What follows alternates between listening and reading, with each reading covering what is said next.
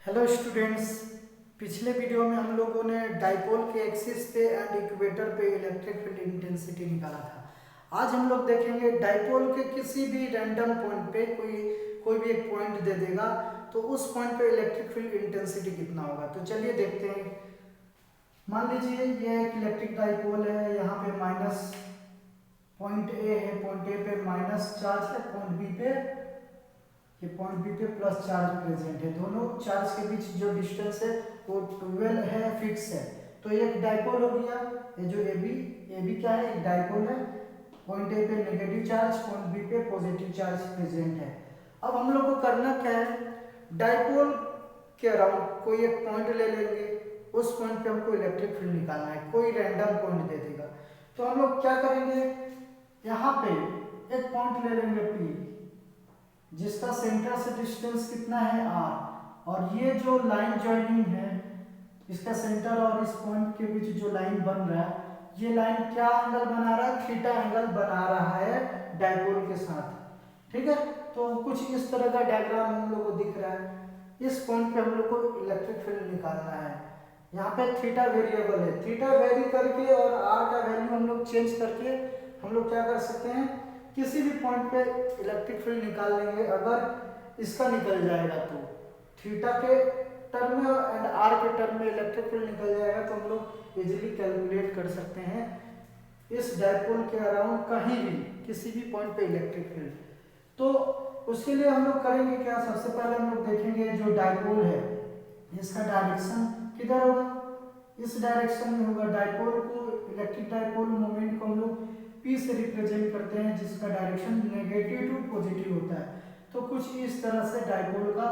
Direction होगा। अब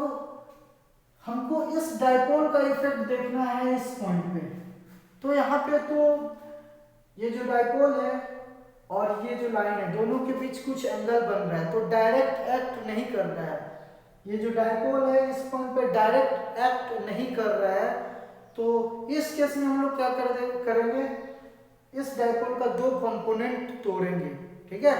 easy हो जाएगा। और भी तरीका है निकालने का, लेकिन ये सबसे सिंपल तरीका है डाइपोल के थ्रू इलेक्ट्रिक फील्ड निकालने का। ठीक है, तो इस डाइपोल का दो कंपोनेंट तोड़ेंगे। एक इस डायरेक्शन में, ये जो लाइन है उस डायरेक्शन में तोड़ेंगे, और दूसरा उसके परपेंडिकुलर। हमेशा हम लोग ऐसे ही करते हैं, अगर एक इस डायरेक्शन में हम लोग तोड़ रहे हैं और दूसरा इस डायरेक्शन में तोड़ रहे हैं कंपोनेंट। अगर ये थीटा है तो ये जो डाइपोल है इसको हम लोग मान लेंगे P1 और इसको P2। P1 जो होगा वो क्या होगा, P cos थीटा के बराबर होगा, और ये P sin थीटा के बराबर होगा। हम लोग को पता है अगर ये P है तो ये P cos थीटा होगा और ये P sin थीटा होगा। इस तरह से हम लोग तोड़ते हैं किसी भी वेक्टर को। कोई वेक्टर है ये, अगर उसका कंपोनेंट अगर इस डायरेक्शन में, ये अगर थीटा है तो ये टूटता है a cos थीटा, और ये उसका परपेंडिकुलर एक टूटेगा a sin थीटा। इस तरह से टूटता है। तो ये कैसे टूटता है, यहाँ पे ये चीज, ये टॉपिक इम्पॉर्टेंट नहीं है, इम्पॉर्टेंट है यहाँ पे तोड़ना, लेकिन वो चीज को हम लोग यहाँ पे डिस्कस नहीं करेंगे कि कैसे तोड़ते हैं। हम लोग को इलेक्ट्रिक फील्ड निकालना है, तो उसमें जो जो चीज रिक्वायर्ड है उसका हम लोग उस पर हम लोग बात करेंगे। ठीक है,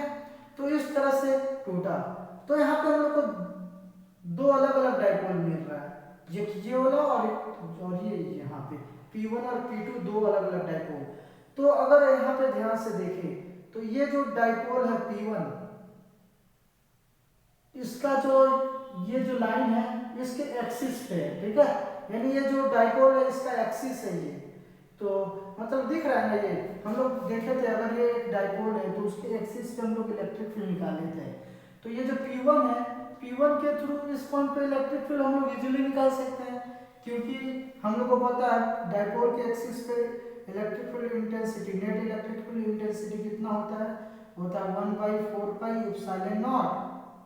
2p/r³ इतना होता है। अगर हाँ डाइपोल है, कोई डाइपोल है P, तो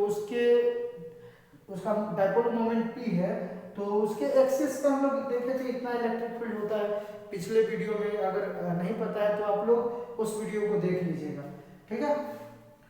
तो हम लोग को पता है कि इस एक्सिस पे हम लोग को डाइपोल मोमेंट का फॉर्मूला पता है, तो हम लोग क्या करेंगे, ये जो P1 है, P1 के थ्रू इस पॉइंट पे जो इलेक्ट्रिक फील्ड होगा उसको हम लोग मान लेंगे E1। E1 इक्वल टू कितना हो जाएगा, 1/4 pi epsilon naught to P1 by ये जो डिस्टेंस है यहाँ से यहाँ तक R स्क्वायर, सॉरी क्या है, R क्यूब होता है, स्क्वायर नहीं होता है। हम लोग याद है इतना होता है electric field intensity dipole moment के टर्म में, और P1 का वैल्यू कितना है, 1/4 पाई एप्सिलॉन नॉट, जो P1 है उसका वैल्यू कितना है 2, P1 का वैल्यू है P cos theta, 2P cos theta divided by R cube. तो ये जो P1 है उसके थ्रू इस पॉइंट पे डाइपोल मोमेंट आ गया, इसका डायरेक्शन किधर होगा, E1 का डायरेक्शन किधर होगा, इस डायरेक्शन में होगा, ये है E1। क्योंकि हम लोग देखे थे अगर ये डाइपोल है, इसके एक्सिस पे इलेक्ट्रिक फील्ड का डायरेक्शन, नेट इलेक्ट्रिक फील्ड का डायरेक्शन बाहर की तरफ था, तो ये P1 है, इसका डायरेक्शन इधर है, तो इसे इस डायरेक्शन में होगा इलेक्ट्रिक फील्ड, ठीक है। और इसका वैल्यू हम लोग कितना निकाल लिए, इसको इक्वेशन 1 देते हैं। अब हम लोग को करना क्या है, ये जो दूसरा वाला डाइपोल है P2, इसके थ्रू इस पॉइंट पे इलेक्ट्रिक फील्ड निकालेंगे। तो यहाँ पे दिख रहा है कि ये जो डाइपोल है और ये जो लाइन है दोनों एक दूसरे का परपेंडिकुलर है, ठीक है, परपेंडिकुलर है। तो परपेंडिकुलर यानी इक्वेटर पे हम लोग डाइपोल का हम लोग देखे थे फॉर्मूला कितना आया था, इक्वेटर पे जो नेट डाइपोल था, सॉरी इलेक्ट्रिक फील्ड, वो कितना था, 1/4 pi epsilon naught P by R cube था। तो P2 है, तो यहाँ पे इस P2 के थ्रू जो इलेक्ट्रिक फील्ड होगा वो हो जाएगा, वो कितना हो जाएगा, उसको हम लोग लिखेंगे E2 1/4 pi epsilon naught P2 by R cube, ये हो जाएगा इतना। P2 का वैल्यू कितना है, P sin थीटा, तो हम लोग इसको क्या लिखेंगे, E2 equal to 1/4 pi epsilon naught P2 की जगह P sin theta by R cube, इसको इक्वेशन 2 मानेंगे। तो ये जो इक्वेशन 2 है E2, ये क्या है, P2 के थ्रू इस पॉइंट पे इलेक्ट्रिक फील्ड, और इसका डायरेक्शन किधर होगा, वो कुछ इधर होगा, डायरेक्शन E2 का डायरेक्शन इधर होगा। कैसे होगा E2 का डायरेक्शन इधर, हम लोग ये डाइपोल है मान लीजिए, नेगेटिव चार्ज पॉजिटिव चार्ज, ये सेंटर से ये इक्वेटर है, तो हम लोग क्या देखे थे, जो डाइपोल का डायरेक्शन था, सॉरी इलेक्ट्रिक फील्ड का, इसके थ्रू नेट इलेक्ट्रिक फील्ड का डायरेक्शन किधर आया था, कुछ इस तरफ, ये पॉजिटिव चार्ज है, पॉजिटिव चार्ज से कुछ ऐसा, देखिए कुछ इस तरह से बन रहा है। तो यहाँ पर देखिए ये डाइपोल है, तो इधर कुछ इस डाइपोल का नेगेटिव जो होगा वो कुछ इस तरफ होगा, पॉजिटिव इस तरफ, क्योंकि डायरेक्शन है, क्योंकि डाइपोल का डायरेक्शन नेगेटिव टू पॉजिटिव होता है, और इसके परपेंडिकुलर ये जो लाइन है उससे इस डायरेक्शन में होगा इलेक्ट्रिक फील्ड, ये जो है, तो समझ आ गया होगा कि इलेक्ट्रिक फील्ड का डायरेक्शन E2 का डायरेक्शन इधर कैसे होगा। इससे देखिए, इससे कंपेयर करके हम लोग पता कर सकते हैं। तो यहाँ पे सब कुछ समझ आ गया होगा, जो वेक्टर पर है वो खुद ही निकाल सकता है ये सब डायरेक्शन, मेरे को बताने का जरूरत नहीं है, ठीक है। अब यहाँ पे E2 है, E1 है, ये दो अलग अलग इलेक्ट्रिक फील्ड है इस पॉइंट पे, तो नेट इलेक्ट्रिक फील्ड किधर होगा, कुछ इस तरह से पास होगा नेट इलेक्ट्रिक फील्ड, और ये अगर E2 है तो ये वाला लाइन भी, ये भी क्या होगा, E2 होगा। तो यहाँ पे राइट एंगल ट्रायंगल बन रहा है, ये है अल्फा, ठीक है। तो ये जो ये क्या है, हम लोग का हाइपोटेनस है, ये बेस है परपेंडिकुलर, तो अगर हम लोग ये वाला जो वैल्यू है इसको मान लेते हैं, ये जो है नेट इलेक्ट्रिक फील्ड है E, तो नेट इलेक्ट्रिक फील्ड E कैसे निकलेगा, ये जो E है नेट इलेक्ट्रिक फील्ड मान लेते हैं, सिंपली E लिखेंगे, तो E equal to net electric field कैसे निकलेगा, पाइथागोरस थ्योरम से। हम लोग को पता है ये अगर हाइपोटेनस है, ये बेस है परपेंडिकुलर है, ये परपेंडिकुलर ये अल्फा है, ये एंगल बन रहा है, ये बेस है, ये हाइपोटेनस है, तो H एच इक्वल टू कितना होता है, root under p square plus b square होता है, ये फॉर्मूला है। ठीक है, तो यहाँ एच की जगह ई है और ये ई1 है और ये ई2 है, तो हम लोग इसमें पुट करेंगे तो ई इक्वल टू कितना हो जाएगा, वही simple E1 square plus E2 square, ये हो जाएगा। अब यहाँ पे इक्वेशन 1 एंड 2 का वैल्यू इसमें पुट करेंगे, इक्वेशन 1 का ये जो वैल्यू है इसको, इक्वेशन 2 का ये जो वैल्यू है ये इसको पुट करेंगे। तो यहाँ पे डायरेक्ट सॉल्व कर रहे हैं, इक्वेशन 1 और 2 दोनों में 1/4 और कॉमन है, दोनों में कॉमन है, तो जब इसमें पुट करेंगे तो दोनों बाहर आएगा, दोनों में स्क्वायर है तो कॉमन आएगा, तो स्क्वायर हट के बाहर आएगा तो सिंपली इतनी बचेगा, तो ई इक्वल टू कितना आ जाएगा 1/4 पाई एप्सिलॉन नॉट बाहर आएगा दोनों में से, और दोनों में p भी है और r क्यूब है, तो दोनों में p by are cube common है तो वो भी बाहर आएगा, p by are cube common आ जाएगा। आप पूरा अच्छा से कर सकते हैं बाहर कॉमन कर लेकर के, हम यहाँ पे शॉर्टकट में बता रहे हैं, तो क्योंकि ये चीज सब कोई भी कर लेगा कॉमन, 8th 9th का भी बच्चा कर लेगा और ये है 12th का टॉपिक, तो सॉल्व करना तो सबके लिए इजी ही होगा, सॉल्यूशन यहाँ पे इंपॉर्टेंट नहीं हो तो कोई भी कर लेगा, मेन जो कॉन्सेप्ट था वो हम बता दिए कि कैसे फाइंड करेंगे। अब यहाँ पे क्या हो जाएगा, e1 का स्क्वायर में क्या बचेगा, जब हम लोग ये चीज कॉमन ले लिए तो तब इसमें बचेगा 2 cos थीटा, उसका होल स्क्वायर हो जाएगा, 2 cos थीटा स्क्वायर है तो स्क्वायर हो जाएगा, यहाँ बाकी में भी स्क्वायर था लेकिन कॉमन आया, रूट से बाहर आया तो स्क्वायर हट गया, प्लस इसमें क्या बचेगा, इक्वेशन 2 में क्या बचेगा, इसमें साइन थीटा सिर्फ बचेगा, साइन थीटा और इसका भी स्क्वायर हो जाएगा। ठीक है, अब इसको सॉल्व करेंगे और तो इसको हम लोग यहाँ पे दिखा रहे हैं कैसे सॉल्व होगा ये चीज, तो ये चीज हम लोग का मिलेगा 1/4 pi epsilon naught p by are cube root under 2 का स्क्वायर 4 हो जाएगा, 4 cos square theta plus sine square theta, 1/4 pi epsilon naught p by are cube root under 4 cos square theta plus sine square theta को क्या लिख सकते हैं, 1 minus cos square theta, हम लोग को पता है sine square theta equal to 1 minus cos square theta होता है, तो हम लोग इसको लिख दिए, तो यहाँ पे इससे माइनस होगा cos 4 cos square theta minus cos square theta, 3 cos square theta,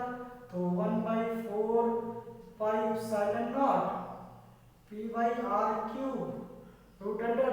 3 cos square theta plus 1, तो नेट इलेक्ट्रिक फील्ड इंटेंसिटी का ये फॉर्मूला हो गया एनी पॉइंट पे, इस फॉर्मूला का हेल्प से हम लोग किसी भी एंगल पे कहीं भी हम लोग इलेक्ट्रिक फील्ड निकाल सकते हैं। अब इसके हेल्प से हम लोग चेक करते हैं कि एक्सिस पे और इक्वेटर पे क्या ये फॉर्मूला काम कर रहा है, तो कैसे चेक करेंगे, एक्सिस के लिए हम लोग को ये जो थीटा है वो क्या करना होगा, 0 डिग्री लेना होगा, अगर यहाँ पे थीटा 0 डिग्री होगा तो cos 0 होता है 1, तो 3 × 1 3 हो जाएगा प्लस 1 4, तो रूट अंडर 4 कितना हो जाएगा 2, तो 2 हो जाएगा, तो 2p बाई आर क्यूब,